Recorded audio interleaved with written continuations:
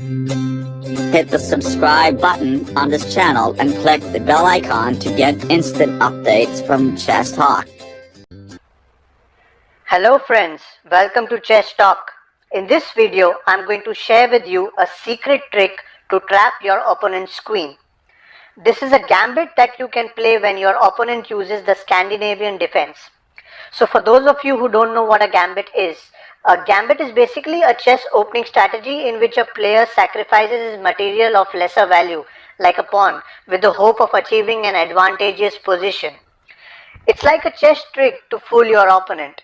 First, you lure your opponent into capturing your pieces for free, and then you come up with a solid sequence of moves to capture a major piece. This trick is something you definitely should not miss. So without wasting any further time, let's get started. The trick I'm going to share with you today is commonly known as the Tennison gambit. Keep in mind that you can apply this trick only if you are white and your opponent has played pawn d5 as his opening move. So here's how it goes. You are white, you play the king's pawn opening, that is pawn to e4. Your opponent responds with the queen's pawn opening by moving his pawn to d5. This is popularly known as the Scandinavian defense. After this move, you start setting up your trap. The obvious move for you would be to take the pawn on d5, but no, you don't have to do that. What you have to do is to bring your knight on f3. After this, the most natural move for black will be to capture your pawn on e4.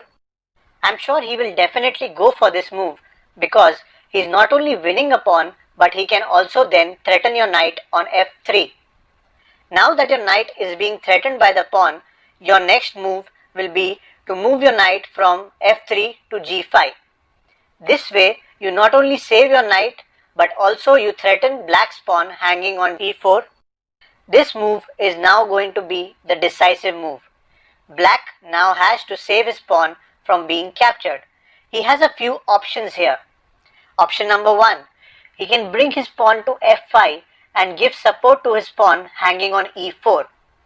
The problem with this move is that he opens up the king's side, which can be exploited if white brings out his queen and attacks.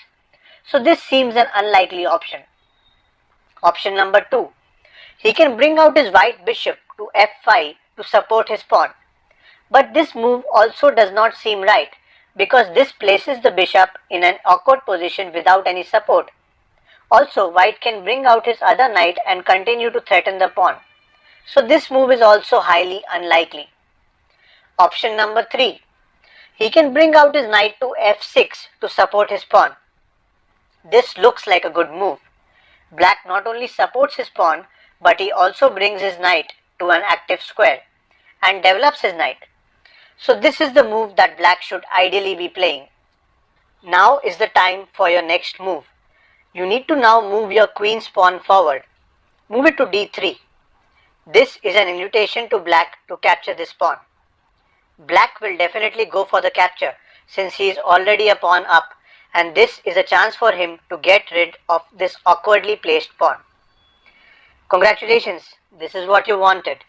You will now capture the black pawn with your white bishop. This is the position you were aiming for. Now the game is all yours. Once black is done with his next move, it's time for you to unleash the deadly move. Capture the black pawn on f7 with your knight. You are now threatening black's queen as well as his rook. Black is in big trouble here. He has no option but to capture your knight with his king. It's time for a check now.